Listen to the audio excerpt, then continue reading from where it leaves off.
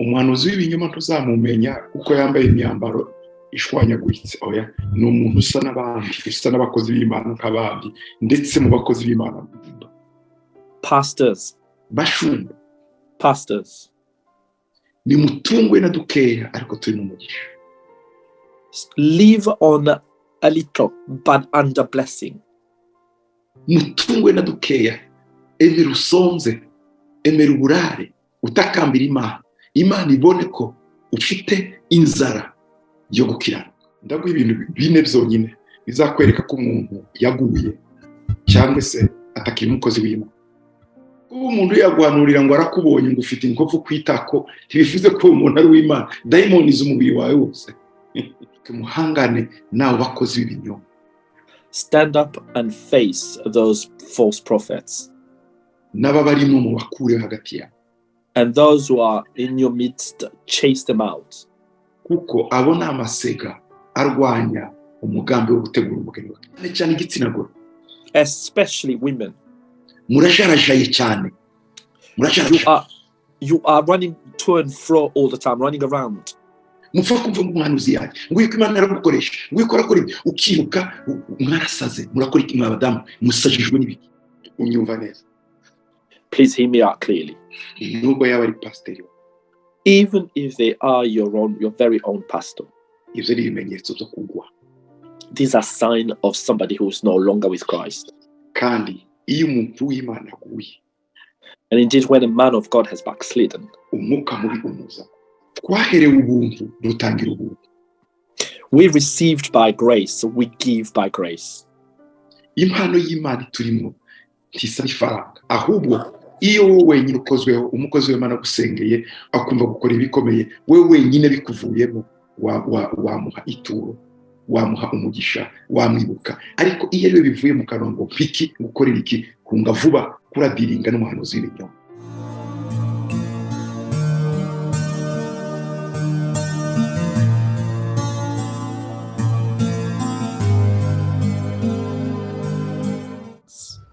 Gutegura umugeni wa Kristo, in preparation of the bride of Jesus, ndabasaba ngo mwirinde abahanuzi b'ibinyoma.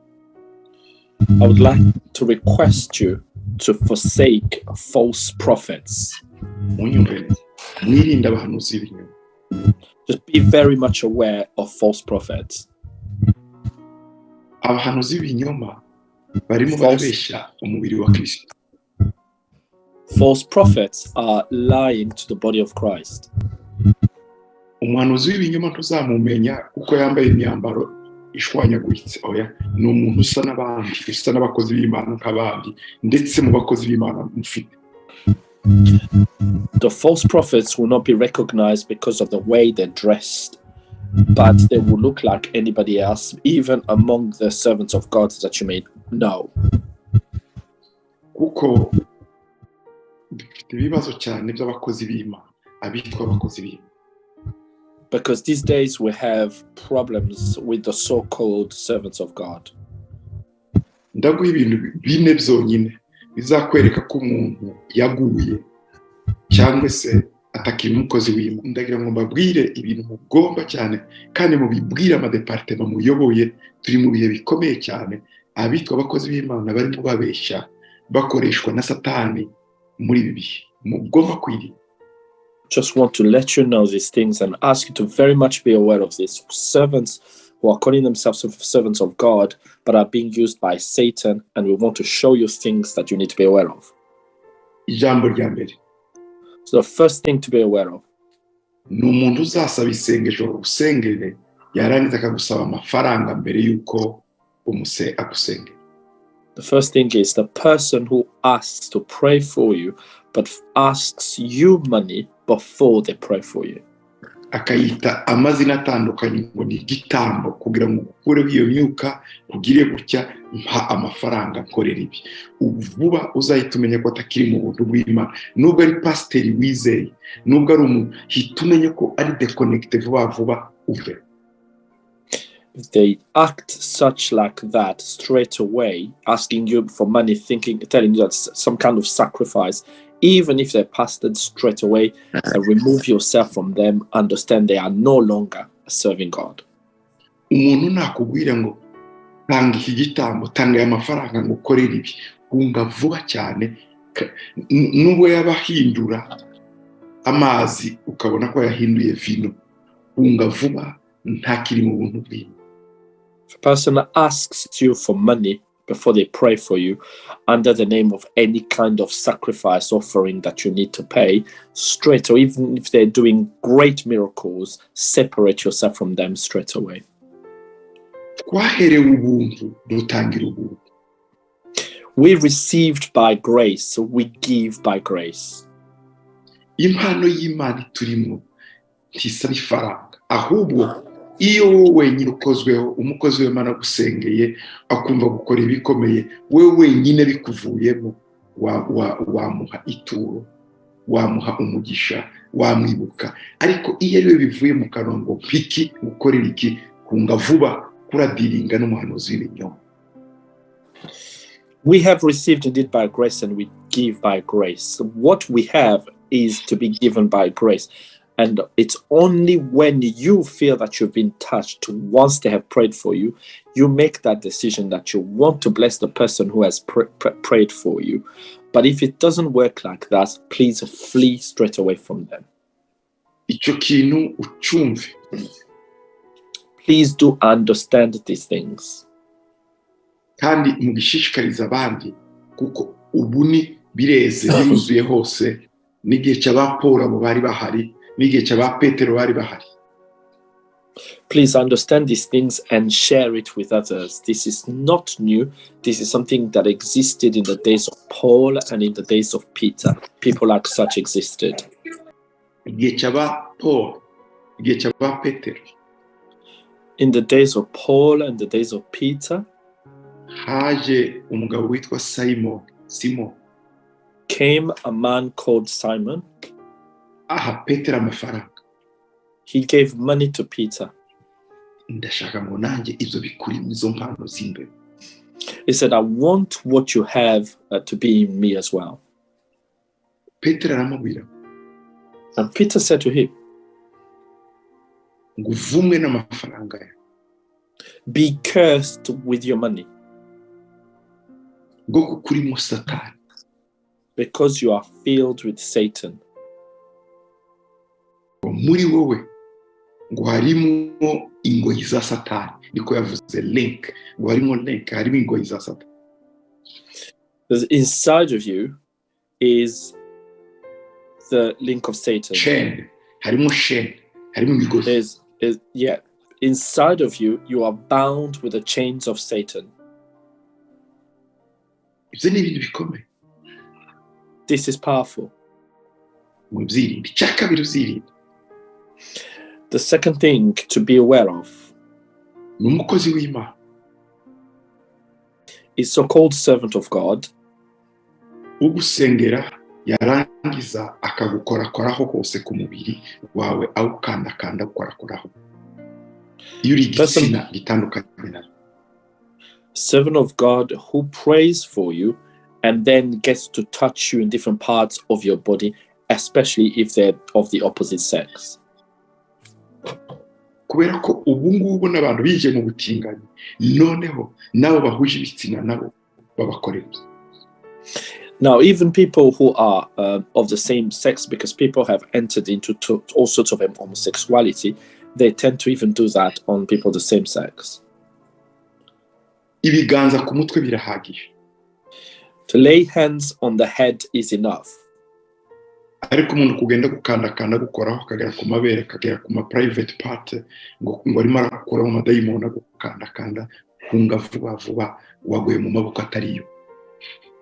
But somebody to pray for you and start touching your chest and your private parts, pretending they're praying for you, just run away quickly because you are in wrong hands. Akwambura imyenda.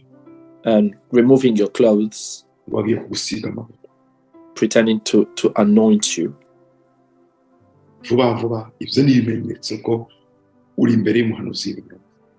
Quickly, these are signs that show you are dealing with a false prophet. Unyumva neza.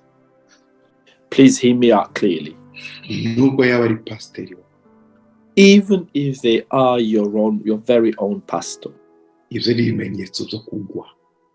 These are signs of somebody who is no longer with Christ. Kandi iyo umuntu w'Imana aguye, and indeed when a man of God has backslidden, umwuka mubi umuza. The evil spirit comes upon them. Igihe cya Sawuli, in the days of King Saul, yari yarasizwe n'Imana, who had been anointed by God, yageze igihe Imana imukuraho umwuka wayo ngo umwuka mubi amuza. The spirit of God was removed of him and an evil spirit came upon him. Saul akereka abantu ko yasizwe gifite ya mavuta, ariko yari ariho ubundi mwuka amavuta y'Imana yari. Would want to demonstrate to people that he is still anointed, but actually he had an evil spirit of the Lord upon him. Uwo muntu umuhungire. Such a person, you need to run away from them. Third, I think, nuja gushaka isengesho, ibi mbivugiye ko abantu benshi bakunda kujya gushakisha amasengesho. I'm mentioning these things because many people keep running around seeking prayers. Nuja gushaka amasengesho ahantu, urya muntu akakubwira ngo va mu itorero ryawe wakuriyemo wavukiyemo rigufasha, akakubwira ngo ngwino iwacu, uzamenye ko adakorera Imana, atarimo akoreshwa n'umwuka w'Imana. Gukura ahantu ukorera umurimo w'Imana, ahantu ufashirizwa, ahantu hawe wamenyereye wakuriye, akagukurayo ngo uze iwabo kugira ngo gusengere, uzamenye ko atari umwuka w'Imana. If a person who's praying for you asks you or tells you to move from your local church that has built you up, where you grew up, where you got to know the things of God, where you are being fed, but is asking you to come out of that church and go to a different place, please be aware that that person is not being led by the Spirit of God.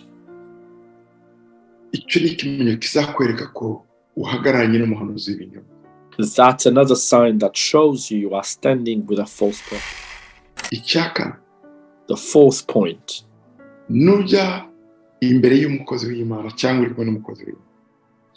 When you are with a servant of God, and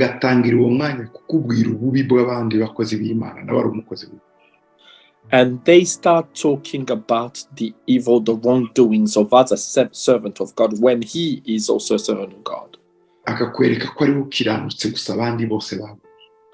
trying to show you that they are the righteous one and others have fallen.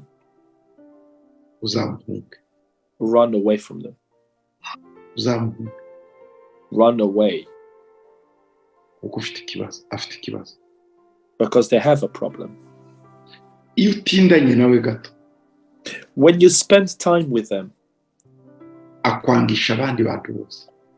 they make you hate or dislike everybody else.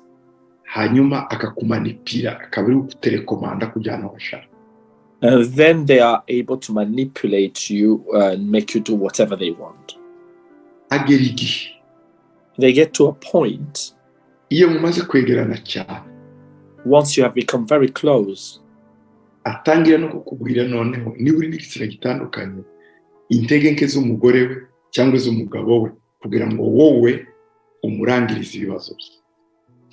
they will start sharing the weaknesses of their wife or husband in order that you become a solution to their needs.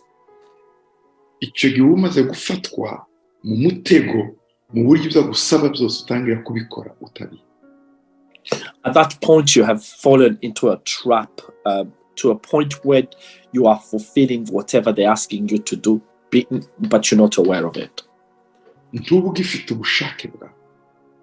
You do no longer have your own will.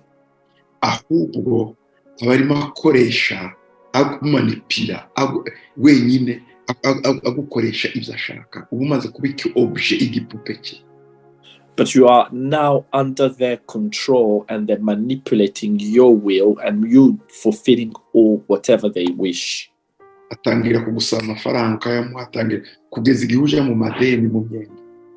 They start asking you for money and you give, up to a point where you are now full of debts. tuzaho umuntu amafaranga umwuka wera atabikwemerera. Never give money to someone when the Holy Spirit has not allowed you. Ndagira ngo mbwire abakristo bo mu Gatenga cyane, abandi bo ku isi n'amahoro. Ndagira ngo mbwire abakristo bo mu Gatenga, abantu birirwa babasaba amafaranga aho mu Rwanda naho muri Gatenga mu bahunge. I want to speak specifically to the church in Gatenga, to the Christians in Gatenga, and also as an opportunity for those around the world. Those people who keep asking you for money, please run away from them. Itoro ya Zion Temple mu Rwanda, The Church of Zion Temple in Rwanda. nimuhaguruke muhangane n'abo bakozi b'ibinyoma. Stand up and face those false prophets. N'ababarimo mu bakure hagati yabo. And those who are in your midst, chase them out. Kuko abona amasega arwanya umugambi wo gutegura umugeni wa Kristo. Because these are dogs that are opposing the plan of Jesus Christ. N'amabingiri amasega. Wolves. These are wolves that are fighting the plan of the preparation of the bride of Jesus Christ. Yinjiye mu itorero yambaye umubiri w'intama ariko ari amasega imbere. These have entered the church dressed as sheep, but inside of them are wolves destroying the work of Christ. Ibyo ni ibintu Imana yarayinganirije ngo mbabwire itorero ryose rusange murimo mukurikira, tumenye ibihe turimo, tumenye nabo turwana. This is something that God has shared with me last night to discuss with you, that you're aware of the seasons we're in and be ready in today's times. Ikindi ndimo beterorize n'imyaka abantu bagize mu gakiza. Mugire discernment, kuko turi mu bihe n'abagize imyaka mu gakiza benshi bananiwe batangiye.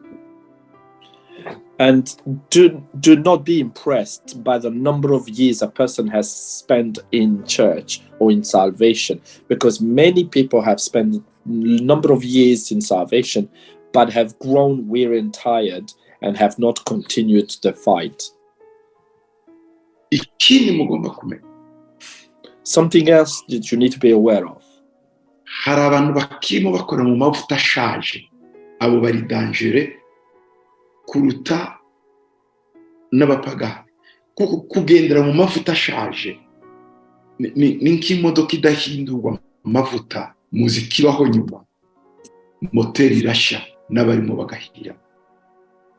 Something also you need to be aware is that there are many ministers who are operating in rusty oil, and when you are operating in such rusty way, you can cause damage. Even a car that has run out of fresh oil but is operating on rusty oil can break down. Mumenye rero itorero rya Kristo kwisi ryarateye. So understand therefore that the Church of Christ in the world has been attacked.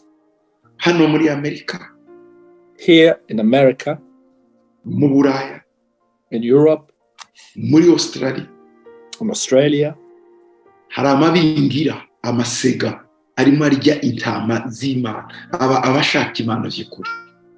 There are these wolves that are pretending to be sheep that are attacking and eating up the sheep, the people who really are seeking God with their hearts.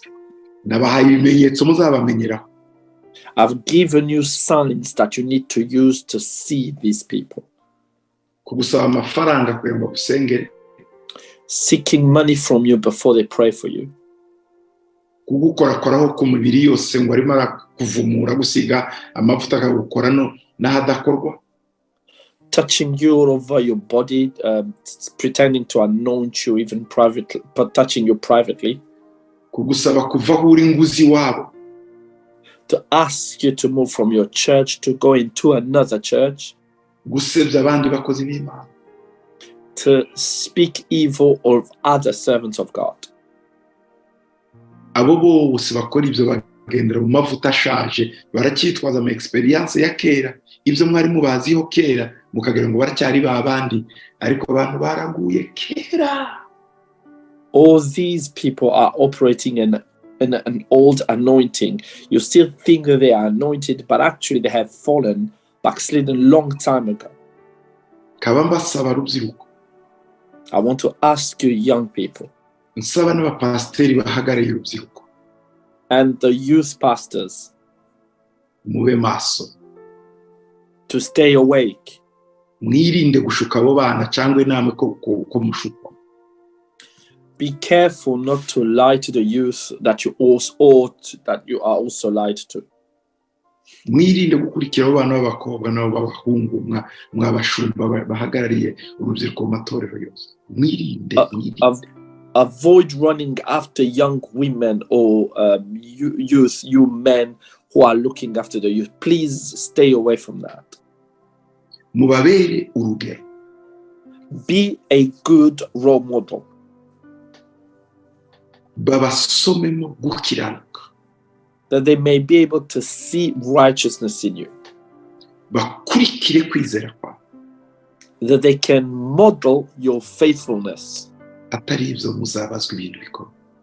If it is not as such, you will be answerable greatly. Bashumba. Pastors. Bashumba. Pastors. Nimutungwe na dukeya ariko turi mu mugisha. Live on a little but under blessing. Mutungwe na dukeya, emera usonze, emera uburare, utakambira Imana. Imana ibone ko ufite inzara yo gukiranuka. Be content with the little you have, but that God may see that you have hunger for righteousness. Muyobore umukumbi neza. And lead the sheep righteously. Muyobore abakristo neza. Lead the church, the Christians righteously. Mubabera icyitegererezo. Being a role model to them. Bashobora kubasomamo Kristo. That they can see Christ in you. Mwikuremo amanyanga no gukunda ibintu. Get out of all the wrong ways and the love of the world. Munyurwe nuko mumeze. Be content with your state. Munyurwe n'ivy'Imana yabahaye. Be content with what God has given you. Imana izabishimira umunsi umwe ibakure muri iyo mibereho. God will be pleased and honored, and one day will reward you.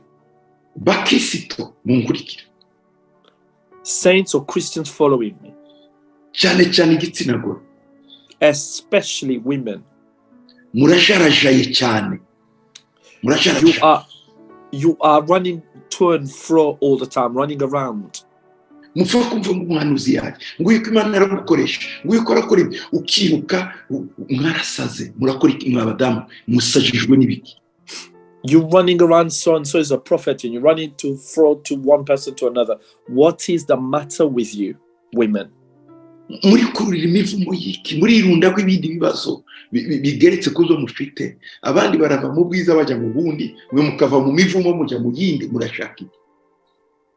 You are bringing all sorts of problems in your life.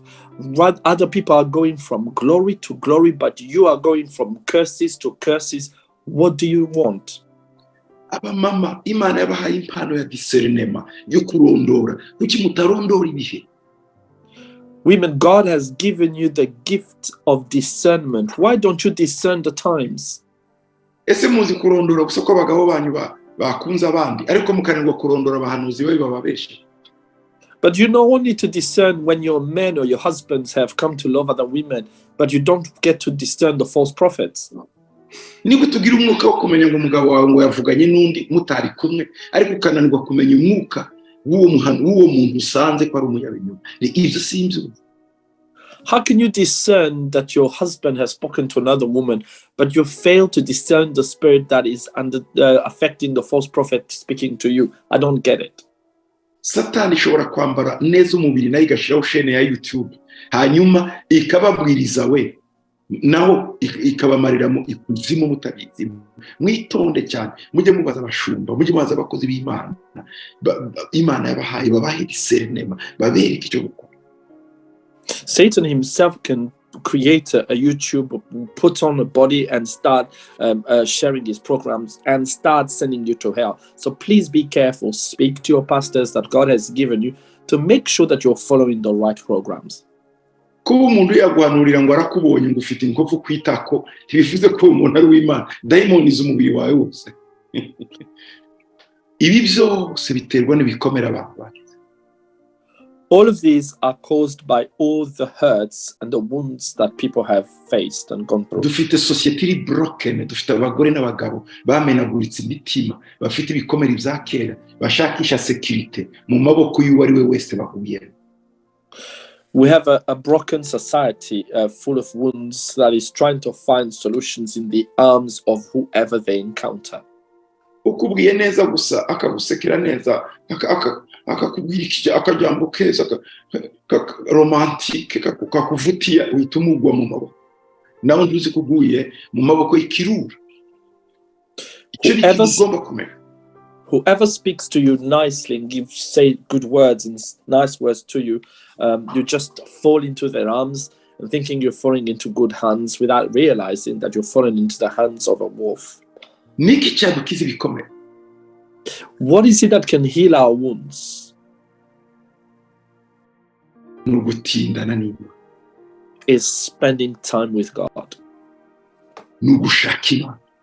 Is seeking God. The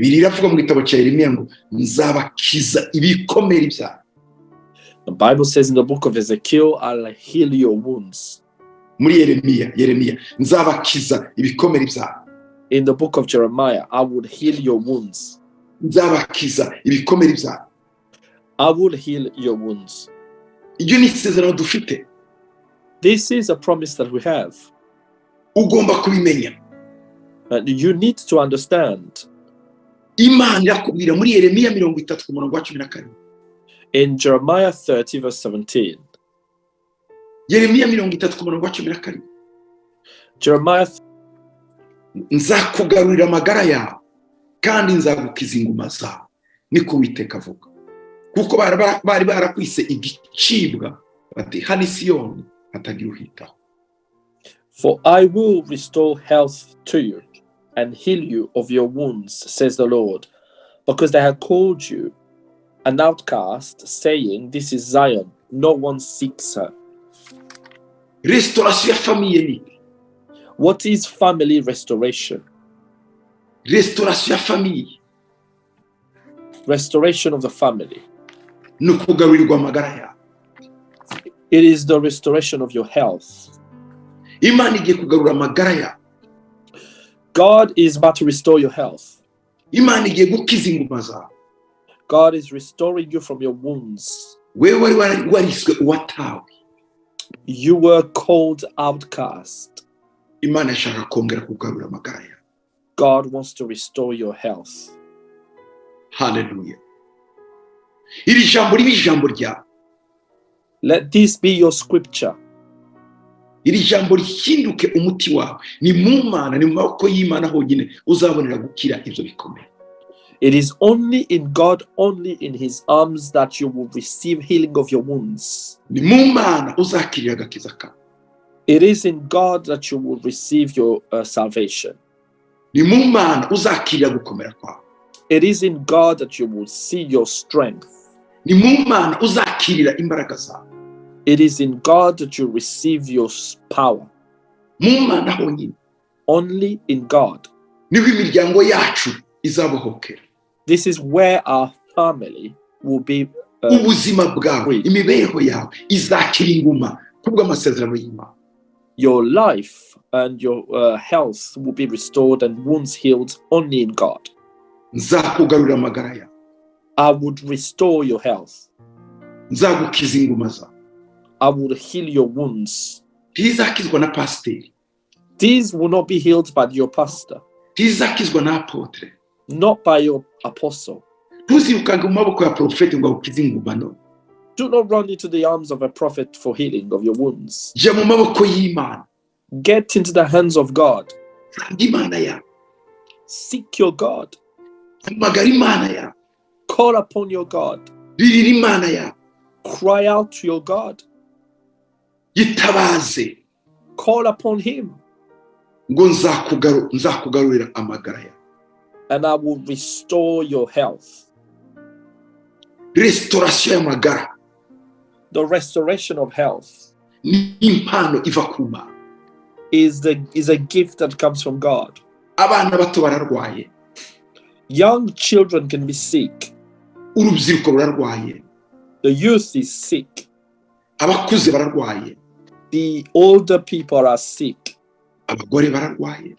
Women are sick. Abagabo bararwaye. Men are sick. Barashakira ibisubizo ahatariho.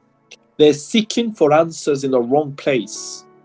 Barashakira ibisubizo mu nzira zitarizo. They're seeking answers in the wrong ways. Ariko reka nkubwire inzira nyakuri. But let me share with you the right way. Amagara yawe azagarurwa n'Imana. Your health will be restored by God. Inguma zawe zizakizwa n'Imana. Your wounds will be healed by God. Yego. Indeed. Keneye umushumba ukumva.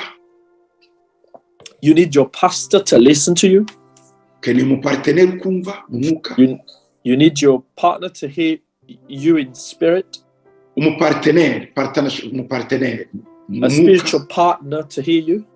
Mugomba kujyana muri uru rugendo kugeza mugeze ku gisubizo. Who is going to walk with you until you reach your target, your answer. Wo nuguherekeza mu nzira ngo utaba wenyine ariko ukiza ibikomere n'Imana. That is a person who will stand with you to get to your solution, but the only person who gives you provide solution, provide healing is God. Nzakugarura amagara yawe, nzagukiza inguma zawe. I will restore your health and I will heal your wounds. Let's give Jesus glory. Just because a person says that you've got a scar on your back, it doesn't mean they're a servant of God. The devil may know your body and that doesn't change anything. May God have mercy.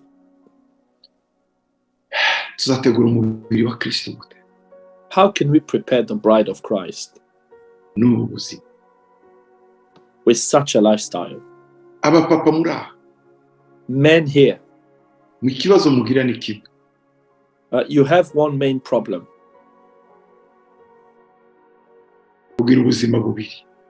To have a double life.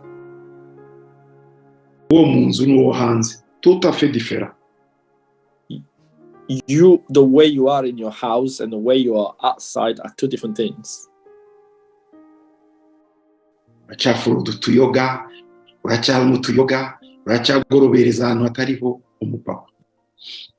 You are still drinking and you spend your evenings in the wrong places, a man of God. I wish you to have an authentic life. Men, have an authentic life.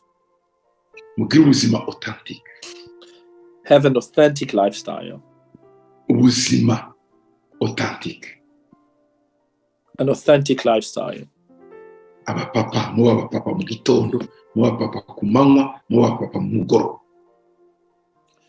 Man, you are a man in the morning, a man in the afternoon, a man in the evening.